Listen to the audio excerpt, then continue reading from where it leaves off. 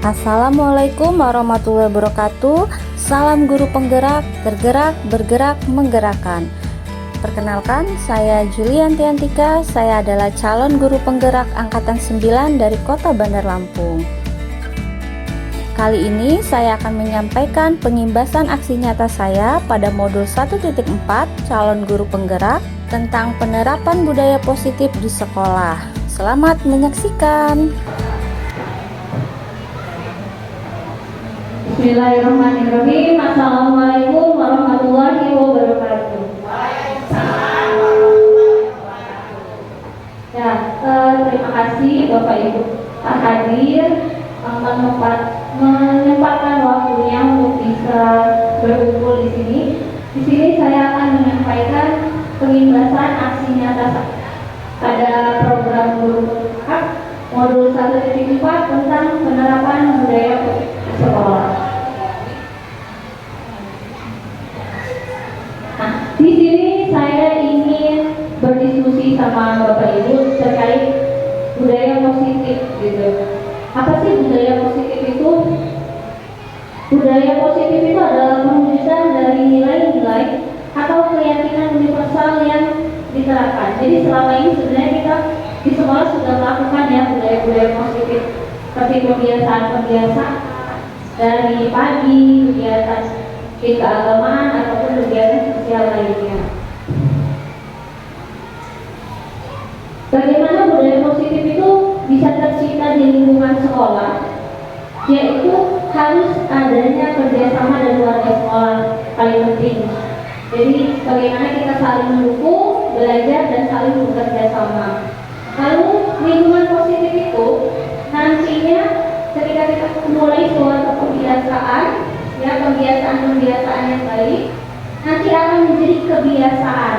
Nah, kebiasaan itulah yang akhirnya akan menjadi karakter, dan karakter itu yang nantinya membentuk menjadi budaya positif.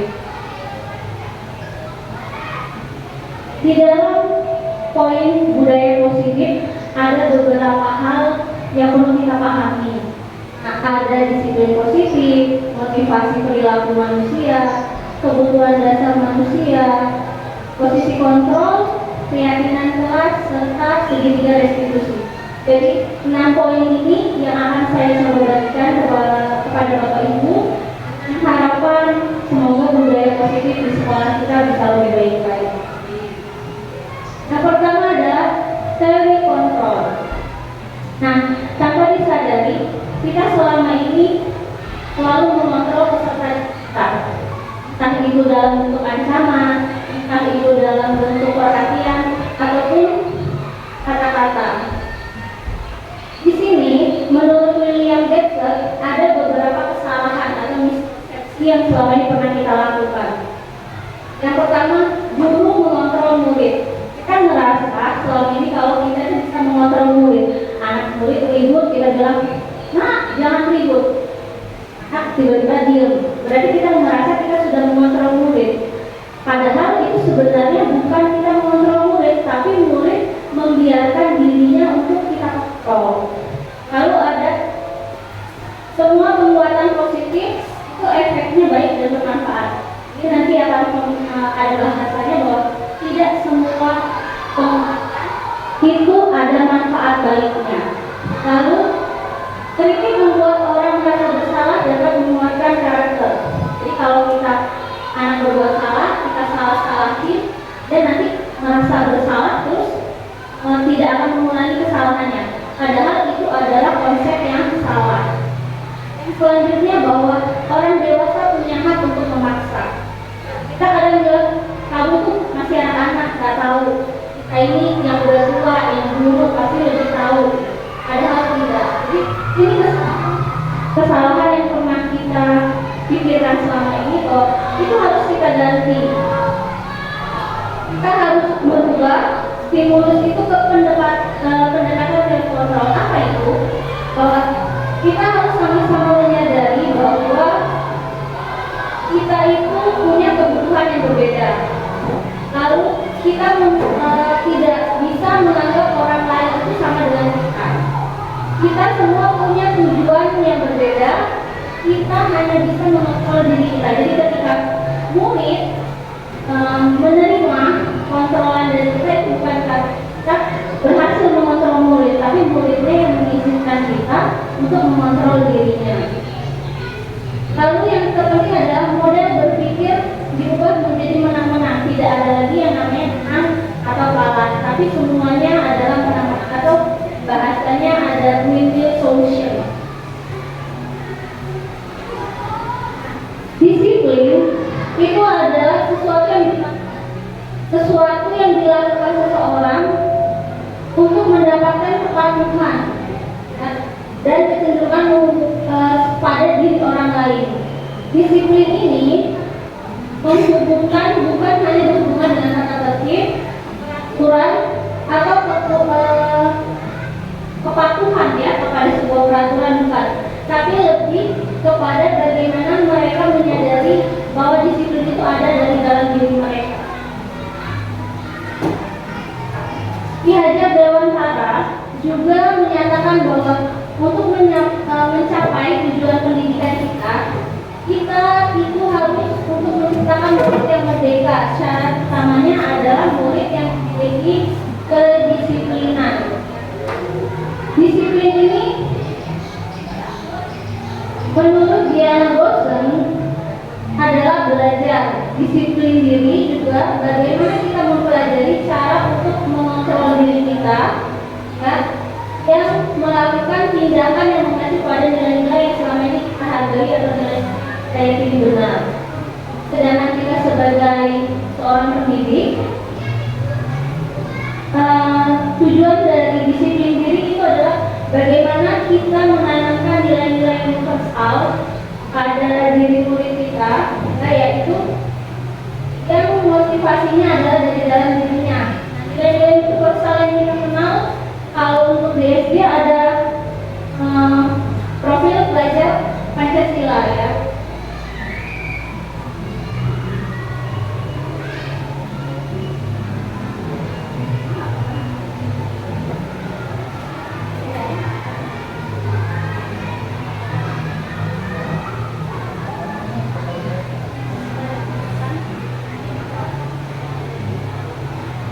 Dan yang selanjutnya adalah motivasi perilaku manusia.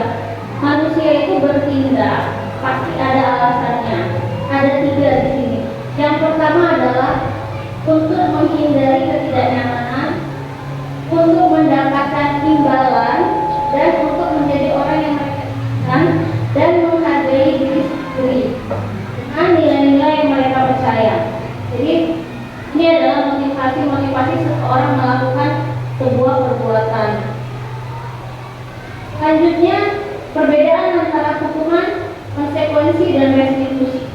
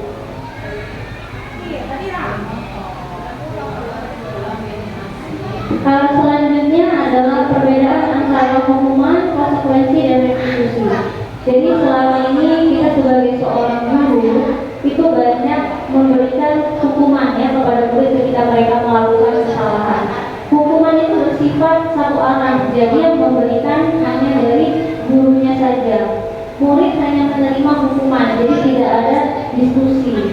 Konsekuensinya itu murid sudah tahu, sudah disepakati sama-sama, disetujui bentuknya, murid sudah tahu. Contoh gini, misal ada murid terlambat, bilang kamu terlambat, konsekuensinya apa? Dia lari lapangan 2 kali.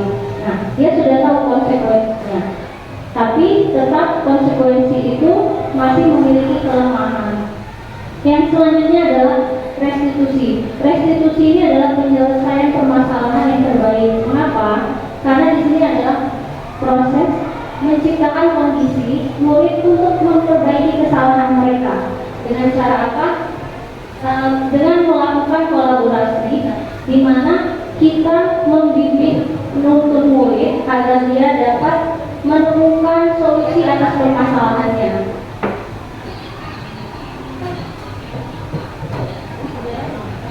Lalu di sini ada dihukum oleh penghargaan. Apa itu dihukum oleh penghargaan? Jadi pemberian penghargaan itu selalu berdampak baik kepada murid. Kadang kita kalau anak, ya nak kamu hari ini nilainya 100, dapat reward berupa coklat dari bapak ibu gurunya. Nah, penghargaan itu ada dampak-dampak tidak baiknya. Yang pertama, dia akan mempengaruhi pada jangka pendek dan jangka panjang. Penghargaan tidak efektif, bisa merusak hubungan. Mengapa merusak hubungan? Satu anak yang dikasih coklat akhirnya iri, yang lain iri akhirnya menimbulkan kedengkian dan tidak senang. Penghargaan merusak ketepatan. Jadi kan, ayo yang bisa cepat selesai latihannya boleh istirahat duluan misal. Nah, anak-anak ngerjain latihannya cepat, tapi ujungnya apa? Hasilnya tidak maksimal.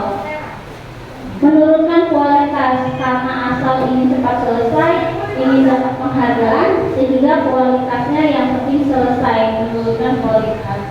Lalu mematikan kreativitas, karena mereka menganggap bahwa yang penting saya kerjakan, yang saya lakukan, hasilnya terserah nanti bagaimana. Lalu penghargaan itu terkadang bersifat menghukum, yaitu tadi ya, motivasinya akhirnya ketika dia motivasi dia belajar bukan dari dalam diri dia lagi, tapi karena sudah mengharapkan sebuah hadiah dari bapak ibu gurunya. Sehingga motivasi adalah motivasi eksternal dari luar diri dia. Lalu manusia itu semuanya memiliki kebutuhan dasar. Ada 5 kebutuhan dasar manusia ya.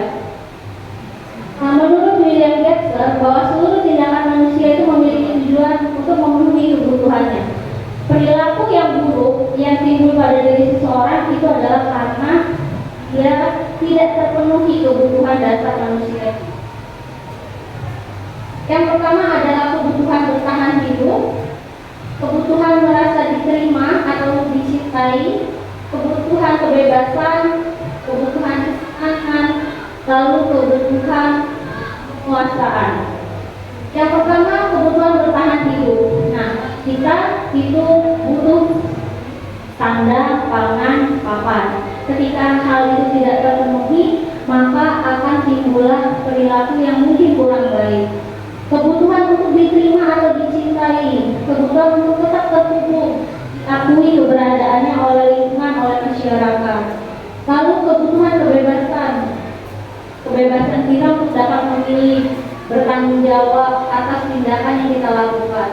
Kebebasan untuk kesenangan. Jadi kalau terlalu kerja, terus kan lama-lama stres ya. Makanya kita juga butuh yang namanya hiburan atau kesenangan. Dan kesenangan itu merupakan salah satu kebutuhan dasar manusia.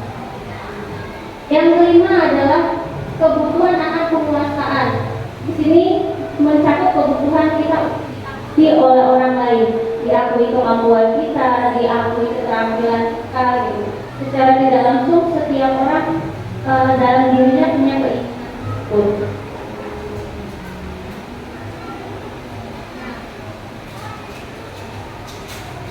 Lalu selama saya mengikuti kegiatan CGP ini poin yang paling menarik buat saya ya. Jadi saya ingin berbagi tentang 5 posisi kontrol kita sebagai seorang guru. Selama ini banyak sekali kesalahan yang kita lakukan, bahwa ini 5 posisi kontrol. Ada sebagai penghukum, pembuat rasa bersalah, teman, atau dan manajer. Jadi tingkatan tertingginya sebagai seorang manajer. Penghukum, mungkin sebagian besar dari kita adalah posisinya di sini, menghukum. Jadi ketika anak melakukan kesalahan, langsung hukumannya apa? Kamu nggak kerjain PR, tugasnya karena kerjain di lapangan, atau suruh apa, bersihin kamar mandi. Itu adalah sikap penghukum. Lalu ada guru yang membuat rasa bersalah. Ketika anak gurunya melakukan kesalahan, kita membuat dia seperti seolah-olah menjadi orang yang paling bersalah di dunia ini. Dia paling merasa dirinya sebagai pribadi yang gagal. Lalu sebagai teman, ini misalnya muridnya sudah mulai besar nih, kelas 6, sudah bisa diajak diskusi. Cuman kadang tanpa kita sadari, tidak ada jarak antara kita sama murid, sehingga murid merasa kita ini sebagai temannya. Lalu pemantau ini tidak banyak berkomunikasi sama murid, tapi muridnya dia cenderung tegas gurunya. Dia tegas, ngasih aturan, kamu udah tahu kan konsekuensi apa kalau bersalah. Anak-anak segan sama gurunya. Dan ada people manager. Nah, masing-masing bertanya sama diri kita, kira-kira kita ada di posisi mana? Kalau saya mungkin membuat rasa bersalah selama ini. Terus ternyata apa posisi 4 ini itu kurang baik. Posisi terbaik adalah sebagai manajer. Seperti apa sih manajer itu? Kita bahas satu tadi ya. Kalau penghukum itu dia bujuk, membentak gitu. Terus sehingga akhirnya anaknya dalam hatinya dendam, guru itu galak, guru itu jahat gitu. Dan guru SD lebih baik ya. Lalu membuat rasa bersalah. Nah, di sini cenderung lembut, ngomongnya baik nih, lemah lembut. Dapat ya Allah, kamu ngecewain ibu. Akhirnya anaknya terasa benar-benar orang yang paling gagal atau identitas gagal ya. Ini juga bisa berlaku untuk mungkin ayah sebagai orang tua ya kepada anaknya. Kalau anaknya salah, anaknya dimarahin. Nah, anak kamu nggak kasihan sama bunda, gitu ya, ibu ya. Gak kasihan sama bunda-bunda udah capek. Posisi sebagai teman. Siapa? Budi ya. Yang menganggap muridnya sebagai teman, akrab ya. Terus bercanda gurau. Cuma ini kadang kalau sebagai teman, anak-anaknya akhirnya merasa bahwa tidak ada rasa hormat kepada gurunya kadang. Terus kadang dia hanya hormat atau patuhnya hanya sama guru itu aja. Jadi sama guru lain nggak dengar. Guru lain ngomong apa, terserah saya. Tapi guru saya si A. Itu posisi sebagai teman. Lalu sebagai pemantau. Ini tidak menunjukkan emosi tadi. Jadi guru yang cenderung tegas, yang jarang senyum gitu ya. Nah, ini yang posisi yang paling baik, yaitu adalah posisi sebagai manajer. Seperti apa itu? Jadi ketika murid melakukan kesalahan, kita tidak menghukum, tapi kita tanyakan sama murid tentang nilai-nilai keyakinan yang dia percayai. Nah, di sini kita bisa menggunakan bahasa-bahasa pemantik, terus mengajukan pertanyaan-pertanyaan, membimbing mereka. Agar apa? Agar nanti mereka itu akan muncul kemandirian, percaya diri dalam menyelesaikan masalah. Jadi ketika mereka melakukan kesalahan, mereka sadar akan kesalahannya dan mereka tahu solusi apa yang nantinya akan mereka lakukan. Nah, itu akan buat mereka lebih menghargai diri mereka.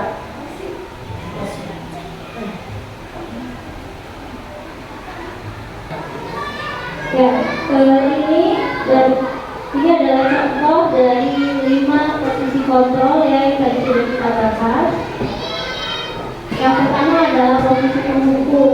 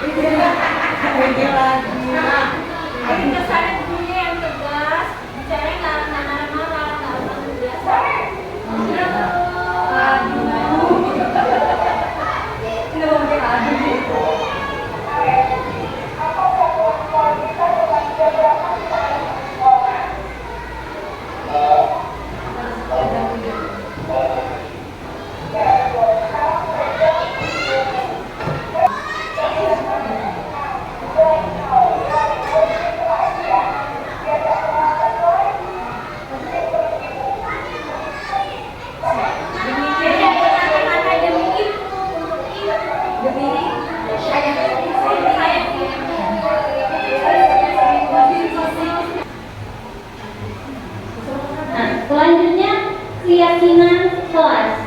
Keyakinan kelas ini apa bedanya? Coba saya ingin bertanya, apa beda antara keyakinan kelas dan peraturan kelas?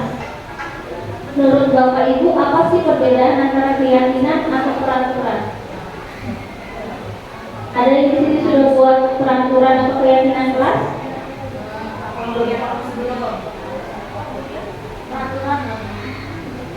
Ya, mungkin selama ini kita baru buat peraturan ya, peraturan kelas. Nah, jadi ada sedikit perbedaan antara peraturan sama keyakinan. Kalau peraturan itu biasanya kata-katanya keluar dari diri kita sebagai seorang guru. Nah, aturannya ya selama belajar harus ini, nggak boleh ini. Namanya peraturan, bersifat satu arah dari guru kita. Tapi kalau keyakinan itu dibuat bersama-sama antara guru dan murid. Jadi bukan dari gurunya peraturannya, dari muridnya. Kita tanyakan ke muridnya, apa hal-hal yang harus kita sepakati untuk pembelajaran ini. Jadi mereka menyampaikan pendapat mereka. Kesepakatan kelas bisa ya? Apa? Kesepakatan kelas. Ya, kesepakatan kelas. Jadi dia sifatnya peraturan itu dari murid, bukan dari kita. Nanti mereka menyampaikan, menurut mereka, coba kita mau belajar nak, kita buat dulu kesepakatan kelas. Apa menurut kesepakatan kita hari ini? Pertama, Bu, ini yang pertama, catat. Yang kedua, apa lagi? Dicatat. Nah, nanti kata-kata itu kita ubah menjadi keyakinan kelas. Nah, keyakinan kelas yang dibuat secara bersama-sama itu memiliki dampak yang lebih baik daripada hanya dan peraturan. Ini contoh pembuatan keyakinan kelas saya.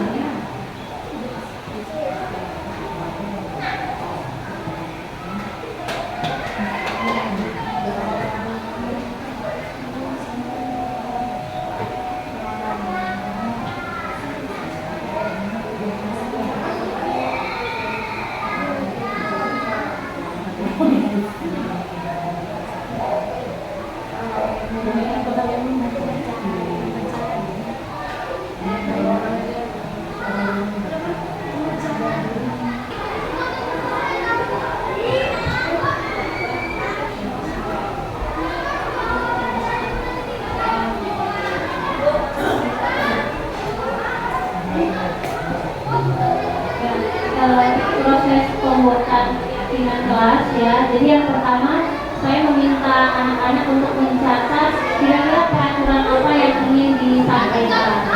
Lalu mereka menyampaikan beberapa poin. Di sini ada 9 poin yang mereka sampaikan.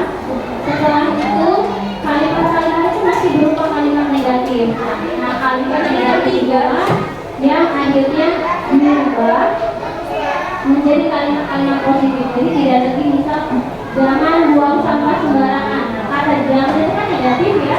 Jadi diubah menjadi tidak membuang sampah pada tempatnya. Jadi kata jangan, kata tidak itu dihilangkan. Lalu dari kalimat-kalimat positif itu dirubah menjadi kalimat yang lebih singkat. Jadi anak-anak lebih mudah dalam mengingatnya.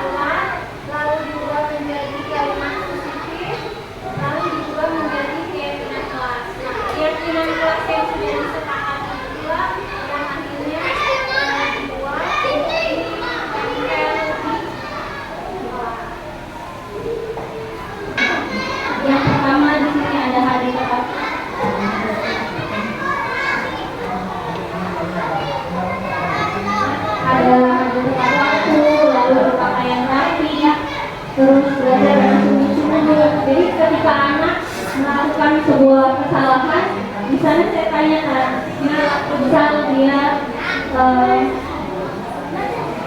datang terlambat, berarti saya tanyakan, nah berarti kamu sadar tidak bahwa kamu sudah melanggar atau menentang keyakinan kelas kita apa? Oh iya Bu, keyakinan kelas untuk hadir tepat waktu. Jadi mereka sadar karena mereka sendiri yang buat aturan itu. Dan selanjutnya adalah segitiga restitusi, yaitu adalah suatu dialog yang dijalankan oleh guru atau orang tua agar dapat menghasilkan murid yang mandiri dan tanggung jawab. Jadi kan sudah ya bahwa restitusi itu adalah bagaimana anak dapat menyelesaikan permasalahannya sendiri. Ada 3 tahapan pada restitusi. Yang pertama, menstabilkan identitas, validasi tindakan yang salah, dan menanyakan keyakinan. Pada tahap menstabilkan identitas, di sini adalah berdasarkan prinsip membuat kesalahan adalah bagian dari proses pembelajaran. Jadi kesalahan yang dibuat oleh anak itu adalah proses dia untuk belajar. Jadi kita tidak boleh menyalahkan semata-mata. Lalu guru bergeser dalam membantu, yaitu dari identitas gagal menjadi identitas sukses. Dan pada saat ini anak distabilkan emosionalnya agar dapat berpikir lebih rasional. Pada tahap validasi tindakan yang salah, berdasarkan prinsip setiap perilaku adalah upaya untuk memenuhi suatu kebutuhan diri. Karena ini kan kita sudah bahas ada 5 kebutuhan dasar manusia. Jadi ketika seseorang melakukan kesalahan, berarti ada salah satu dari 5 kebutuhan dasar itu yang tidak terpenuhi. Guru harus bergeser dari pemikiran stimulus respon menjadi pemikiran proaktif, dan sehingga dapat menggali atau mengenali kebutuhan murid kita itu apa sebenarnya dan memperbaiki hubungan kita dengan murid. Pada tahap menanyakan keyakinan, tindakan ini didasari oleh motivasi intrinsik. Jadi kita menanyakan keyakinan pada diri mereka yang selama ini sudah mereka yakini, keyakinan kebenaran apa yang mereka pahami. Lalu membimbing dan memvalidasi atas tindakan kesalahan dengan keyakinan diri yang dikatakan. Nah, kamu sudah menyadari bahwa itu adalah hal yang salah. Menurut kamu hal tersebut bertentangan dengan keyakinan kita yang benar. Jadi kita memvalidasi. Lalu yang selanjutnya adalah memberikan pertanyaan-pertanyaan pemantik untuk menanyakan keyakinan kelas yang sudah disepakati sehingga dia bisa menemukan solusi atau penyelesaian dari masalahnya. Berikut adalah contoh penerapan segitiga restitusi yang pernah saya lakukan di kelas ya.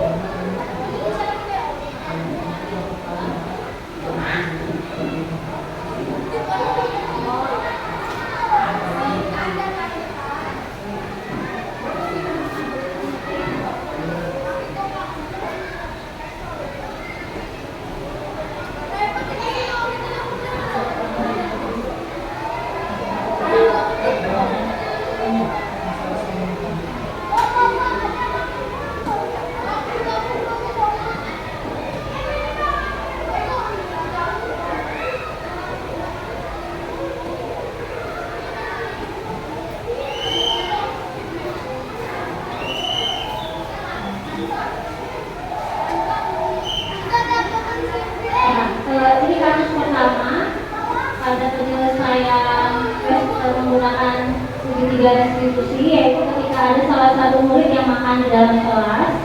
Nah, lalu saya di situ meminta dia untuk menyimpan kembali makanannya. Lalu setelah pembelajaran selesai, saya memanggilnya untuk datang menemui saya. Nah, pada saat menstabilkan identitas ini, saya menanyakan alasan mengapa saya memanggil dia.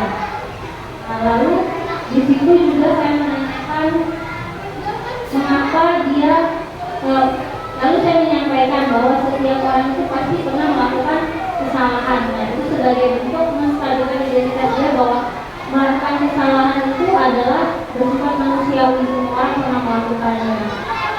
Nah, lalu untuk validasi tindakan yang salah, saya tanyakan mengapa dia makan, alasan dia apa.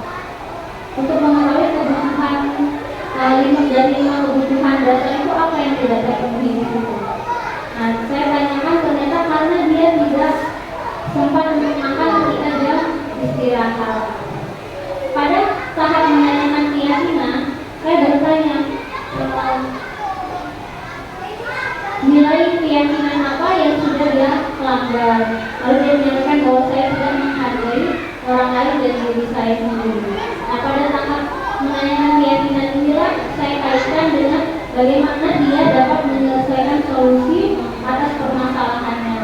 Lalu dia menemukan solusi untuk makan, untuk besok bahwa dia istirahat akan makan dulu, selesai makan dan tidak bermain. Jadi dia mengatur alokasi waktu untuk kapan dia harus makan dan kapan dia harus bermain. Lalu saya tanyakan kapan hal tersebut akan dia lakukan. Dia bilang bahwa hal tersebut akan mulai dia lakukan esok harinya. Itu adalah 3 tahap yang saya ambil dalam kasus Amira. Lalu ini testimoni dari Amira.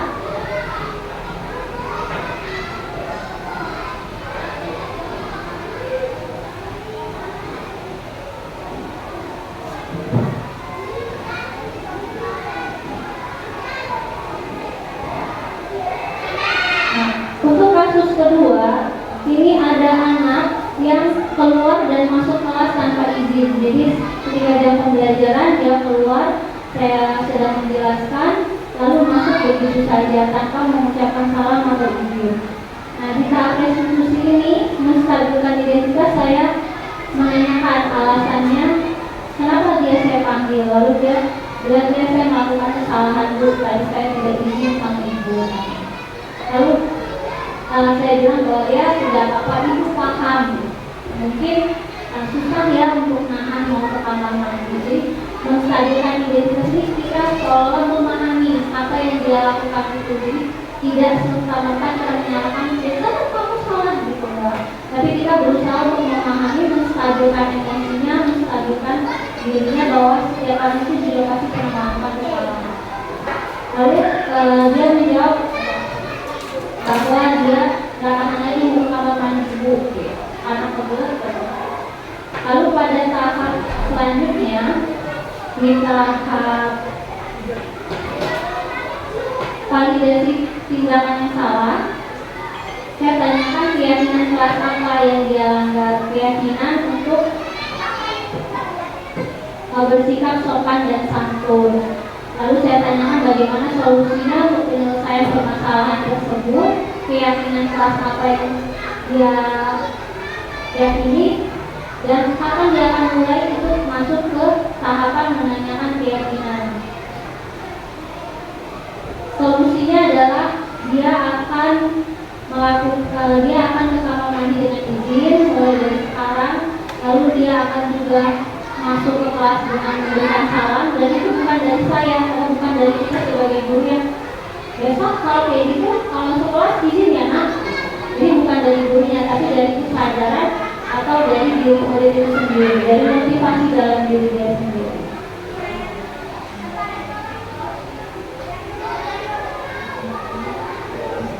Dan ini testimoni dari Gilang.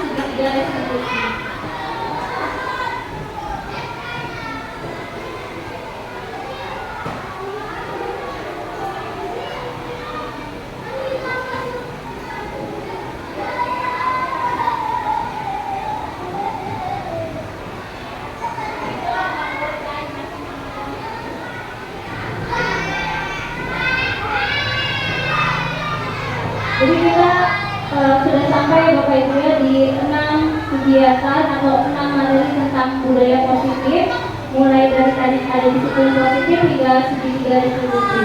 Nah, 6 langkah ini atau 6 poin ini adalah yang kita harapkan ada pada diri kita sebagai guru di sekolah, agar bagaimana budaya positif itu pada akhirnya bisa tumbuh ya dan berkembang di sekolah kita. Nah, mungkin itu saja yang bisa saya sampaikan. Saya akhiri. Wassalamualaikum warahmatullahi wabarakatuh.